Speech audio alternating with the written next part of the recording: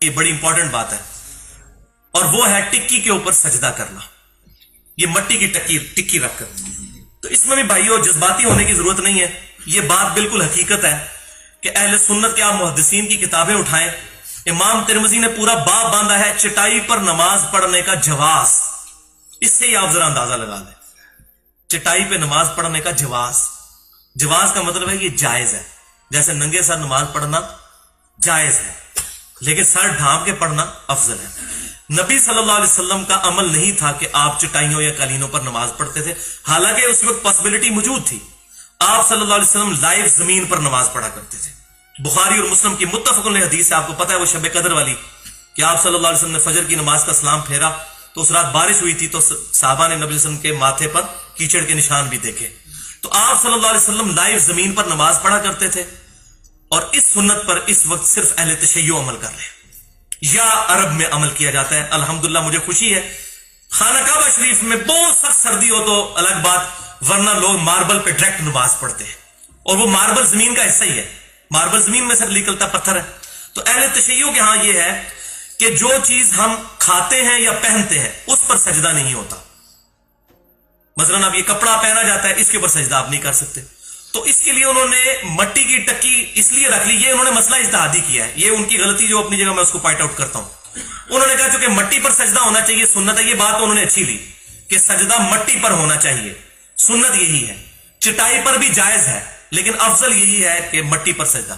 یہ وہ کربلا کی مٹی نہیں رکھی ہوتی انہوں نے، وہ ان کے نزدیک وہ مٹی نہ ملے، پھر وہ پتا جو ہے وہ سامنے رکھ لیتے ہیں، وہ بھی نہ ہو تو بعض کا اپنے ہاتھ پہ یوں سجدہ کر لیتے ہیں۔ تو یہ تمام کی تمام چیزیں افضلیت کے طور پر کرتے ہیں، لیکن اس میں میرا سٹانس یہ ہے کہ سجدہ صرف ماتھے نہ نہیں کرنا ہوتا، 7 اعضاء پہ سجدہ ہوتا ہے، پھر 7 ٹکیاں ہونی چاہیے، 2 پاؤں کے نیچے، 2 گھٹنوں کے نیچے، 2 ہاتھوں کے نیچے، کیونکہ سجدہ صرف ماتھا لگانے کا نام تو سجدہ نہیں ہے، سجدے کا پورا پروٹوکول ہے۔ یا تو کہ آپ ہاتھ پاؤں اٹھا لیں یوں، صرف ماتھا لگائیں تو یہ سجدہ ہے۔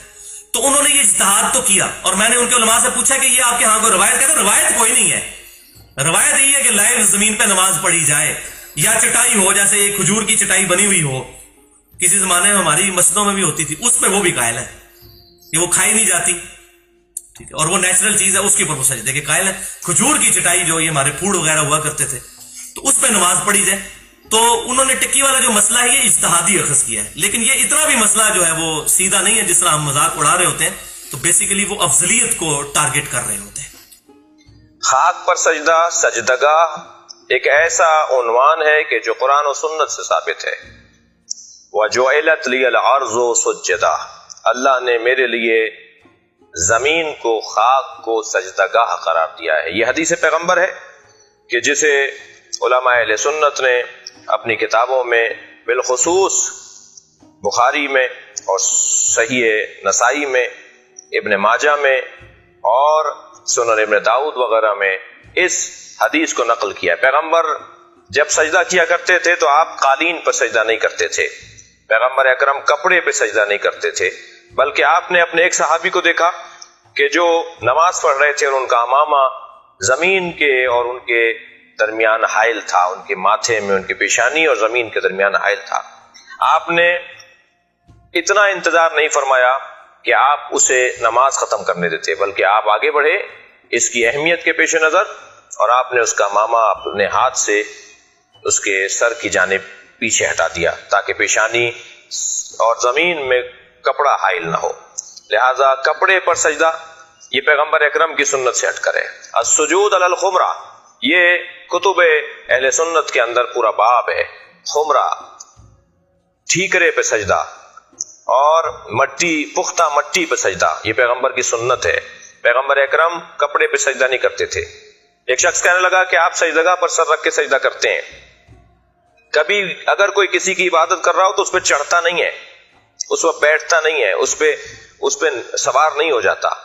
ہم خانہ کعبہ کی عبادت نہیں کرتے، خانہ کعبہ کی طرف رخ کر کے اللہ کی عبادت کرتے ہیں، لہذا خانہ کعبہ کی چھت پر کھڑے ہو کر بھی اذان کہی جاتی رہی ہے، نبی کے زمانے میں بھی اور بعد از پیغمبر بھی۔ اسی طرح اگر سجدگاہ، جو خاک جس پر ہم سر رکھ کر سجدہ کر رہے ہیں، اگر ہم اس کو سجدہ کر رہے ہیں تو کبھی بھی اس پہ سر نہیں رکھیں گے، بلکہ اسے اپنے سر سے آگے رکھیں گے، تب جا کر اس خاک کا سجدہ شمار ہوگا۔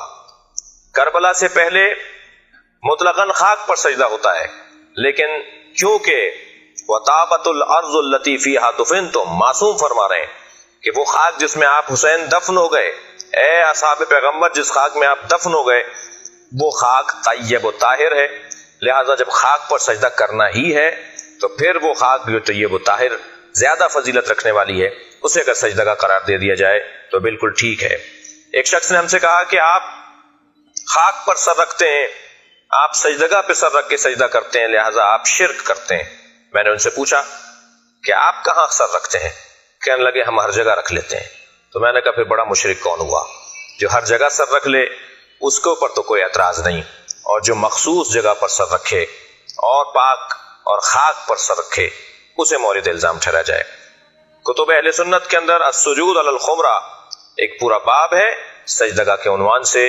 پیغمبر نے کبھی کپڑے پہ سر نہیں رکھا، ہمیشہ پختہ مٹی پر اور ٹھیکرے پر اور خاک پر سر رکھا ہے، یہی سنت پیغمبر ہے۔